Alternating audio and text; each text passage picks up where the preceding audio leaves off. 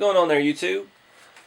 I'm going to do a little something for my favorite truck here, my Trailfinder 2. I remember back around December I did a ton of mods to it. Spent some money, got sliders, roll bars, bumpers, 4-link, 3-link. Spent a lot of effort on it, and it's really probably my favorite truck to drive. It's just super scale and it handles really nicely. But one thing I forgot about, I haven't done, still got the stock plastic drive shafts. So I ordered some new RC4wd Punisher shafts, and I was hoping to use them on the Blazer, but with the way the transfer case mounts with the V8 and the R4 transmission, the front shaft is a little overstretched, so these shafts won't fit it. So, not sure I like that, but we'll cover that in a Blazer video later. I may end up rearranging my drivetrain there. Let's have to see. So, for now, the old blue Hilux here is going to get some new drive shafts. And what we've got here, let me zoom you in, are the RC4wd Scale Steel Punisher Shaft version 3. And these are 90.5mm to 110.5mm. Now it seems like these scale drive shafts aren't as, the range isn't quite as much as the standard plastic ones or the old school big bulky Punisher shafts. So I guess we're paying a small price for the scale appearance.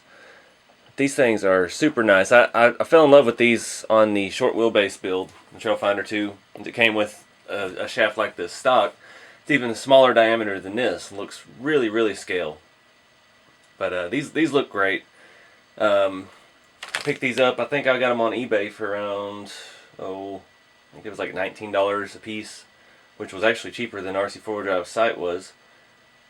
So if you're careful on eBay, you can find a deal. There's been an outbreak of people on there lately trying to sell RC4wd stuff for way more than it's worth. Not really worth, but way more than the MSRP. I think I saw a Jalon 2 Cruiser kit on there for $529. It's like, I'm not going to pay $100 more for that. You can buy it directly from RC4wd. You can buy it from tons of other places. So don't get trigger happy on eBay and buy the first one you run across. Shop around and check other sellers. Just search for that specific item. You'll find better deals out there. But yeah, like I said, I got both of these for around 40 bucks. And I'm not going to do a real detailed install on this because it's basic. You got your little pins that go through drive shafts. Pretty straightforward, but I'm going to go ahead and swap them on and see what it looks like. Alright, as you see, my plastic shafts seen a little wear. They got some rock rash. Surprisingly, they've held up really well. And that's, nice. I know it all depends. Really, those drive shafts will last depending on the motor and ESC that you have and what kind of power you're putting through it. Like this, my Jalon 2 D110, I've got the stock shafts on that, and they've been great. I have no issues whatsoever. But I'm only running, I think, a RC4wd 45 turn brushed motor and their Outcry ESC with a 5,000 milliamp stick pack. So not a whole lot of power going through it. On my Cruiser, I put on, it has a Novak Goat, I think, or Eiger, one of their $100 ESCs, and it's got a brushed 55 turn Novak Terracrawl motor. And I had some really, really soft tires on. I think they were RC4wd Challenger tires. I had those on it when I first built it. First run, I snapped both shafts. They didn't last at all. Mainly, I think it was to do with the tires. It had good torque, and those tires just ate the ground. They just super, super sticky, super soft, and they just bit like nothing else, and they just snapped both shafts. Couldn't get the power through. So that was the first thing I had to do on the Cruiser, was upgrade the shafts. But like I said, on this Trailfinder 2, this one I've got a 35 turn RC4wd motor with their ESC, and I like the way it drives. I know there's a lot of people that are pro lipo and brushless and all that, and that's cool, and I dig it, but it's just not where I'm at right now. This truck drives really well. I don't need a whole lot of top end speed. I don't compete. I don't do a lot of stuff that a lot of you guys do. So it's, you know, everybody's needs are different. And right now, brushed motors are still working well for me. I'm upgrading little by little. So I'm thinking before I ever try lipo, I'm going to go ahead and switch to the Dean's connectors. That's going to be a massive enough undertaking because I've got so many rigs that I need to change out connectors on. I got to do some more practice on the soldering and get all that down so I can do it myself, because I'm not going to pay somebody to solder 25 connectors on for me. And then we'll see if there's actually any power gains noticeable after transitioning to a Dean's connector on batteries as opposed to the old Tamiya connectors. And then maybe from there we can move to lipo. It'll make the move easier. I have a charger that can do lipos and all that, but later down the road. That's neither here nor there. Hoping I can get to the pins on these, because my 3D printed transfer case mount is a little bit wide there, so it's going to be a little tighter to get in there. Now, if you're curious about this, I did a whole video on it about a month ago. Take a look on the Trailfinder 2 playlist. Should be one of the more recent ones. It's 3D printed. It's really nice. I need to find something like this that I can use on my short wheelbase Amigo, or my short wheelbase Trailfinder 2 with the Amigo body, because that uses the Jalan 2 transfer case skid, and it sticks down even worse than the stock Trailfinder one does. So I have to see if there's any options out there for that, or if I could use one of these. But I'm going to go ahead and try to get these old shafts off and start putting these nice new ones on. Also, don't forget Loctite. I'm still using this tube for my King Holler build from Tamiya.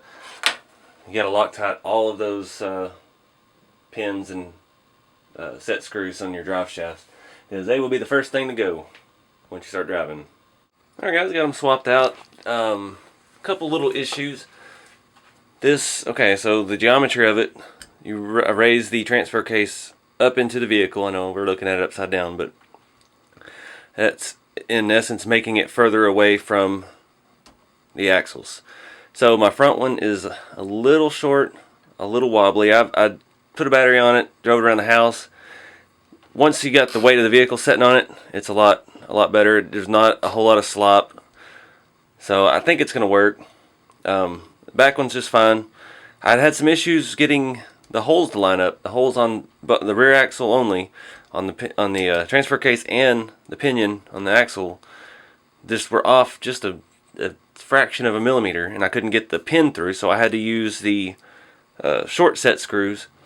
But I did go ahead and put them from both sides on both ends, so they're in there good. Back one is just fine. Yeah, I like them. They look great. Much more realistic looking than that scratched up plastic junk. I'm not gonna see it much, but I really like it. What was I gonna tell you? Not sure. Oh, no, I've talked about before. I don't know what it is that squeaks on this front suspension. I think it's on this side. I love it though, because when I'm out on the rocks and it just creaks and groans like a real truck would, it's twisted up at the angles that this thing gets twisted at. To me, that's another scale feature. I'm not really worried about fixing it. I like it. It's kind of silly, but that's me. So I'm going to flip it back over, put the body on just to look at it. I'm not going to drive this one today. I got to do some work on the Blazer next, so stay tuned, and please like, subscribe, and share. And also, I wanted to say welcome. I've got so many new subscribers lately. If you're new to the channel, you like what you see, go back through my playlist. I've got almost a year's worth of stuff from this point back, and I've got full builds on just about everything I have, and hopefully you enjoy some of that. So anyways, y'all stay tuned for more. Thanks for watching.